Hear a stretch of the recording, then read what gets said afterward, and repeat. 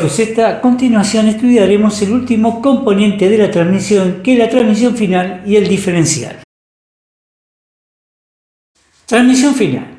En la figura tenemos representado el eje trasero o puente trasero, que tiene la función de sostener el peso del vehículo, transmitir el movimiento de avance del vehículo. También se utiliza como soporte de los frenos de las ruedas traseras. A pesar que los detalles constructivos, los ejes traseros de los diferentes automóviles pueden ser muy distintos, su disposición es muy similar en líneas generales. El eje trasero también tenemos una pieza tubular denominada cárter del eje trasero, en donde se aloja la transmisión final y el diferencial. Cárter del puente trasero. El cárter del puente trasero, como ya dijimos anteriormente, es una pieza tubular construida en distintas formas, siendo las más corrientes cárter tipo trompeta, cárter tipo pancho. El cárter tipo trompeta es uno de los más antiguos. Está dividido en 2 o 3 piezas. Si la división es de 3 piezas, existe una central en la que se aloja el mecanismo del diferencial y 2 laterales en forma de trompetas que se unen a la parte central por medio de tornillos. Cuando son 2 las piezas que integran el cárter del eje trasero, la una es una trompeta, como en el caso anterior, y la otra es una pieza única formada por la otra trompeta y el cárter del diferencial. Esto último está representada en la figura de la derecha. Cárter tipo banjo. El cárter tipo banjo, denominado así por el instrumento a cuerdas que se utiliza para tocar jazz, está construido por una pieza única con un ensanchamiento central abierto por su parte delantera y trasera, en donde se aloja el piñón de ataque y la corona y el mecanismo diferencial. Hay casos de este tipo de cárter que no tiene tapa trasera.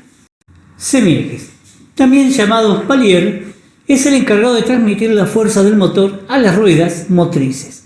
Recibe el movimiento del motor a la salida del diferencial por un lado y por el otro ensambla con el cubo de la rueda. Son esencialmente 2 barras cilíndricas de acero de alta resistencia y perfectamente equilibrado para que su giro no repercuta en vibraciones.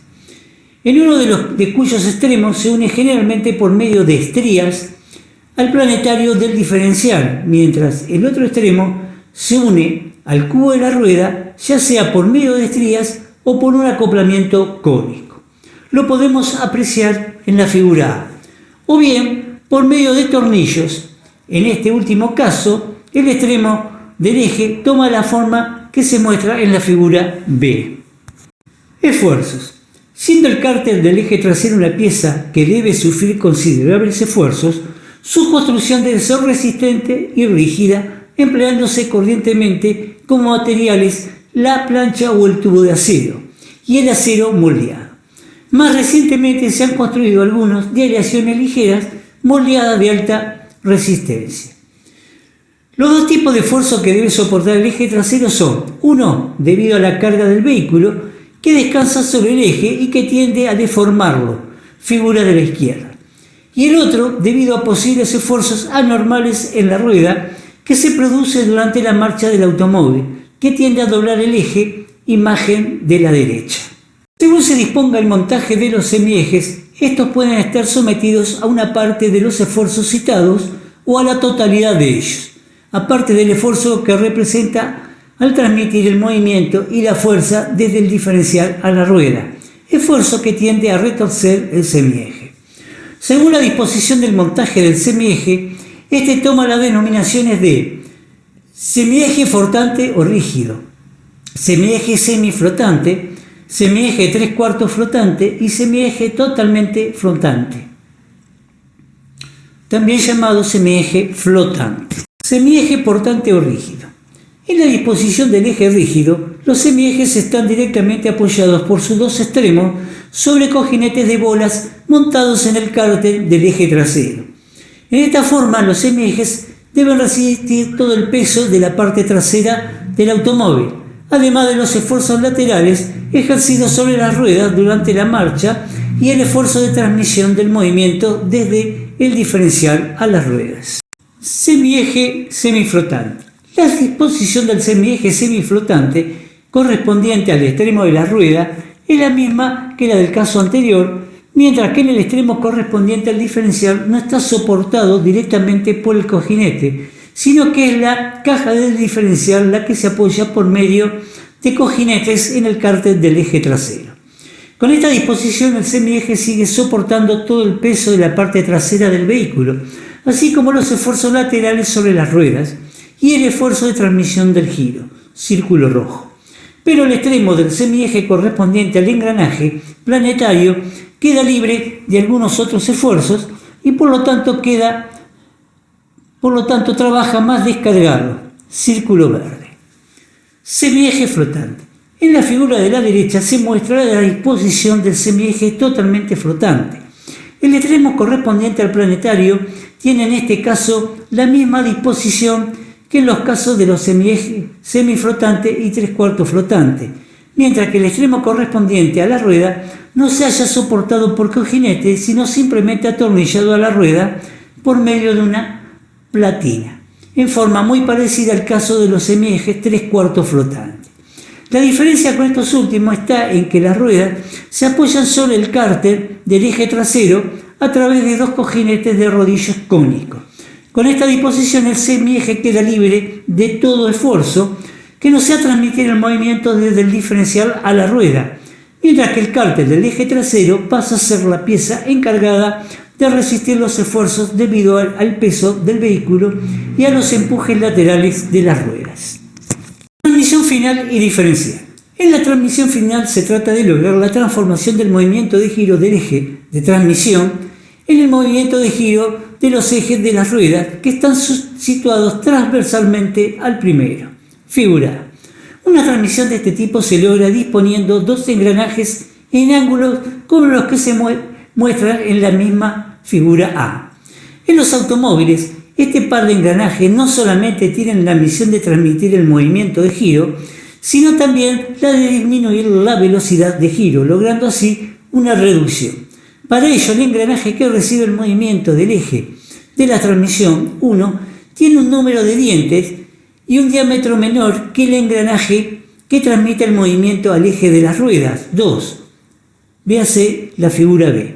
El engranaje de menor número de dientes unido al de transmisión recibe el nombre de piñón de ataque, mientras el de mayor número de dientes, que está unido directamente al eje de las ruedas, se le da el nombre de corona del diferencial. Corrientemente, la reducción lograda con este par de engranajes varía entre 5,5 en 1 y 3,5 en 1 según el constructor y el tipo de vehículo. Figura B. En los comienzos de los automóviles se utilizaban engranajes de dientes rectos en la transmisión final, pero estos presentaban distintos inconvenientes, tales como los de una marcha irregular y posibilidad de múltiples roturas. Posteriormente, y para evitar estos inconvenientes, se construyeron el piñón de ataque y la corona con dientes cónicos o helicoidales. En la actualidad se utilizan engranajes hipoidales. Tanto el piñón cónico como la corona disponen de un dentado helicoidal, atacando el primero a la segunda un poco más por debajo de su centro. Presenta la ventaja de que resulta más adecuado a las carrocerías de piso bajo que se utilizan en los vehículos actuales, ganando en estabilidad del mismo. Por otra parte, con esta disposición existe un mayor número de dientes del piñón en contacto con la corona, aumentando su diámetro con respecto a ella, lo que se supone una mayor robustez. Transmisión por tornillos sin fin. Las imágenes nos muestran un tipo de transmisión final que en lugar de un par de engranajes en ángulo utiliza una corona helicoidal y un tornillo sin fin. Este tipo de transmisión se emplea actualmente poco para los automóviles de turismo. Piñón de ataque. El piñón de ataque presenta formas parecidas a las que se muestran en la figura, estando construido el engranaje y su eje por una sola pieza de acero, de elevada resistencia a los esfuerzos mecánicos y al desgaste de la superficie de los dientes. Generalmente va montado sobre dos cojinetes de rodillos cónicos, los cuales van montados a su vez en alojamientos practicados al efecto en su soporte del cárter del diferencial. Corona. La corona del diferencial suele ir sostenida por remaches o tornillos a la caja o soporte del diferencial. donde están alojadas las piezas integrantes de este último y que está soportada por dos cojinetes de rodillos cónicos montados en el cárter del diferencial, como vemos en la figura de la derecha. Funcionamiento del diferencial. El mecanismo diferencial tiene por objeto permitir que cuando el vehículo dé una curva, sus ruedas propulsoras puedan describir sus respectivas trayectorias sin patinamiento sobre el suelo. La necesidad de este dispositivo se explica por el hecho de que, al dar una curva, el coche, las ruedas interiores a la misma recorren un espacio menor que las situadas en el lado exterior, puesto que las primeras describen una circunferencia de menor radio que las segundas. El diferencial reparte el esfuerzo de giro de la transmisión entre los semiejes de cada rueda, actuando como un mecanismo de balanza, es decir, haciendo repercutir sobre una de las dos ruedas el par, o bien las vueltas o ángulos de giro que pierda la otra. Cuando circulamos en línea recta, ambas ruedas recorren la misma distancia y ofrecen la misma resistencia al dar vueltas, de modo que en el diferencial toda la potencia del motor se reparte a partes iguales entre las dos ruedas del mismo eje. Al trazar una curva, la rueda del interior tiene que dar menos vuelta que la exterior. Se frena y ofrece una resistencia mayor a girar que la otra, el otro extremo, de modo que el diferencial envía la fuerza de propulsor a la exterior, que es la que menos resistencia ofrece. En este caso, los satélites giran sobre sus ejes. Pero a su vez, se manifiesta como un serio inconveniente cuando una de las dos ruedas pierde su adherencia con el suelo total o parcialmente.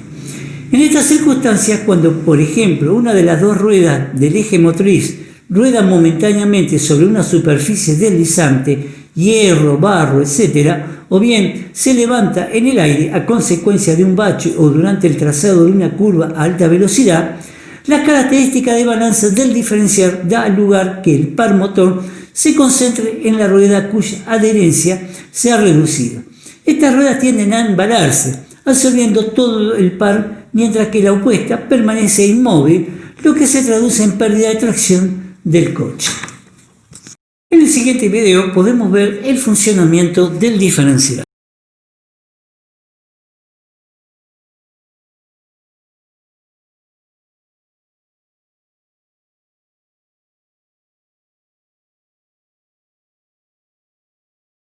En la imagen tenemos una vista general del diferencial.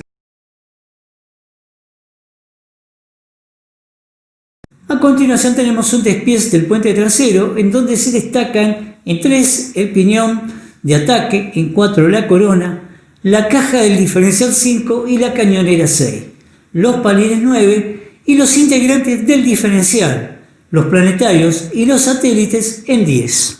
Llegamos al final de conocer y estudiar el sistema de transmisión de los automóviles y vehículos en general. Hasta acá estuvimos viendo lo básico. Nos queda por ver toda la parte práctica, que será en otro momento. Como siempre, vean antes el video, lean el apunte y realicen el trabajo práctico, y al igual que el otro me lo suben al Classroom. Y si algo no entendieron, me lo comunican en el mismo TP. Hasta la próxima.